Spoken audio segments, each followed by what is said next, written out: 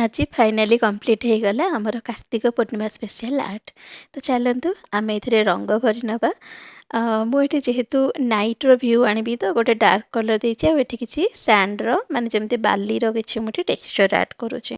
कार्तिक पूर्णिमा तो एमती भी बहुत ही पवित्र दिन जो दिन कहुए जे डंगा भसैले बुड़ पकईले बहुत पुण्य फल मिले किंतु या सहित आमर किसी कारण अच्छी जमीती हूँ आमर ऐतिहासिक पर्व माने आम पूर्वपुरुष जो मानक आम साधव कहू तो खास करके यही दिन में बोईत बंदाण हुए आउ से most of the south east Asia माने खाली जे राज्य को राज्य नुहे डिफरेंट देश को मध्य जाइए से माने ट्रेड करुले माने वाणिज्य करुले।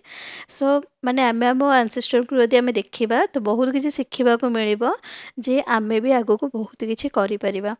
तो खाली कार्तिक पूर्णिमा सहित ये कहानी नहीं या सहित आम इमोशन भी जोड़ी होती माने पिला दिने आमे आम जेजेमा आम माँ सहित आम जाइकी डंगा भसाऊ तो मुझे भी आर्ट्रे आने को चेष्टा करी बोईतों तो बहुत बहुत रेस्पेक्ट सहित आमर तुलसी मूल मस सारा आम जो मुरुच पकई था माने जगन्नाथ बलभद्र और सुभद्रा सहित आमर इवनिंग टाइम रे गोटे हबिष हुए जो डालमा कौन जीरो ऑयल रे तैयार हुए बहुत हेल्दी बहुत टेस्टी आ सहित मुझे डंगारे बनई कि पान आ गुआ या सहित आम गाई था आका माँ बोई पान गुआ थोई पान गुआ तोर मासक धर्म मोर जोटा आम पिलादिने शिखीचे।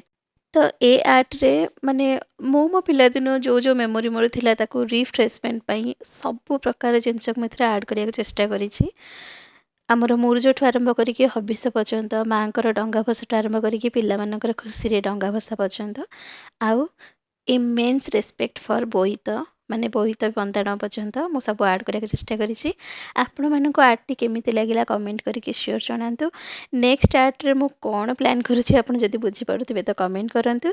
वीडियो जदि भल लगी लाइक करूँ सब्सक्राइब करूँ। Thank you.